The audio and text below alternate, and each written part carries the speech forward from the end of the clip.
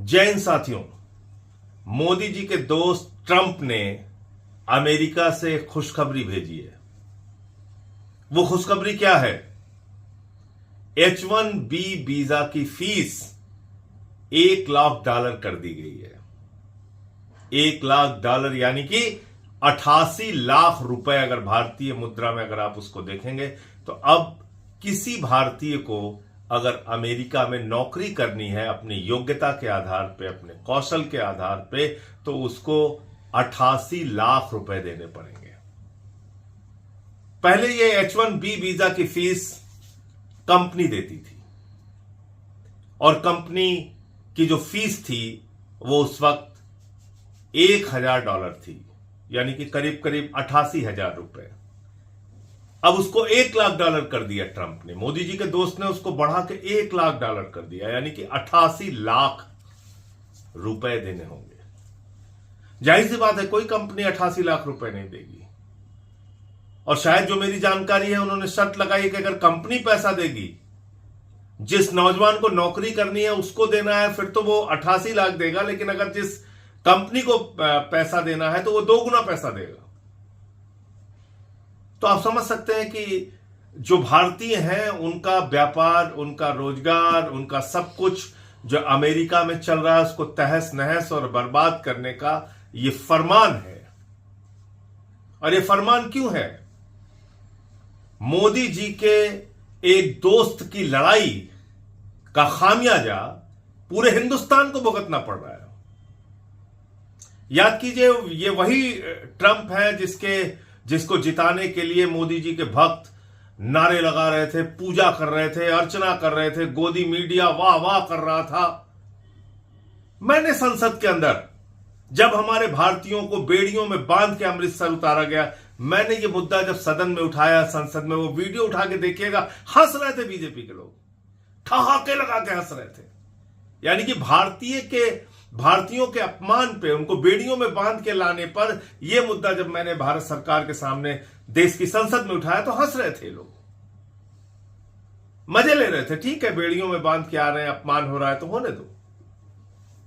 अभी मोदी जी को जन्मदिन पे बधाई दिया ट्रंप ने। दूसरे दिन उसी ट्रंप ने भारत को ड्रग्स की तस्करी करने वाले देशों की सूची में डाल दिया। यानी कि वो एक ड्रग्स की तस्करी करने वाले देश के प्रधानमंत्री को बधाई दे रहा था। और हमारे प्रधानमंत्री बेचारे एकदम खुशी से झूम उठे। उन्होंने तुरंत ट्रंप को मुबारकबाद दिया, बधाई दी, शुभकामनाएं दिया, और उन्होंने मुझे जन्मदिन की बधाई दे दी। वाह वाह वाह, सारे टीवी चैनल पे चलने लगा। भारत की प्रतिष्ठा को और कितना गिराओगे मोदी जी? ऑपरेशन सिंदूर के बाद जब हमारे बहनों के माथे के सिंदूर उजाड़े गए थे, उस वक्त भारत की बहादुर सेना पाकिस्तान से लड़ रही थी। आपने अमेरिका के आगे घुटने टेक के सीजफायर करा दिया। सीजफायर का ऐलान ट्रंप ने किया। 40 बार बोल चुका है, आपके मुंह से आवाज नहीं निकलती। बार बार भारत का अपमान, बार बार भारत का अपमान।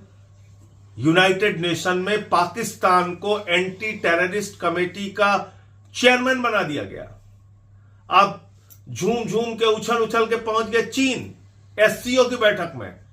वहां भी एंटी टेररिस्ट जो उनकी कमेटी होती है, रैट्स, उसमें आपने देखा कि फिर से पाकिस्तान को ही उस कमेटी का, एंटी टेररिस्ट कमेटी का चेयरमैन SCO में भी बना दिया गया, UN में भी बना दिया गया, SCO में भी बना दिया गया।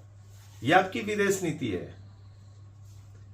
ऐसे आप उछल कूद मचाते रहते हैं, महामानव पहुंच गए, मोदी जी पहुंच गए, कोई महिला रो रही है, कोई बच्चे नारे लगा रहे हैं, हो रहा है, जबरदस्ती आप लोगों को गले पड़ पड़ के हंस रहे हैं। इससे विदेश नीति चलेगी?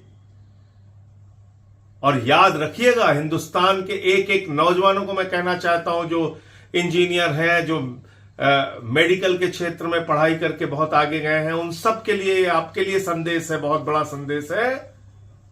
याद रखिएगा, 71% H1B वीजा भारतीयों के पास है। यानी कि अमेरिका में काम करने वाले कुल लोगों की संख्या में से 71% ऐसे लोग हैं जिनके पास H1B वीजा है। उनकी सबकी नौकरी तबाह हो जाएगी, बर्बाद हो जाएगी, किसी काम के नहीं बचेंगे। फिलहाल इस देश के लोग, इस देश का गोदी मीडिया ये इसीलिए बना है, इसीलिए पैदा हुआ है कि देश का स्वाभिमान कितना भी गिर जाए, देश के सम्मान को कितनी भी चोट पहुंचाई जाए, लेकिन मोदी जी का गुणगान करना है। तो आप करते रहिए गुणगान और मोदी के दोस्त ट्रंप का फरमान भी सुनते रहिए।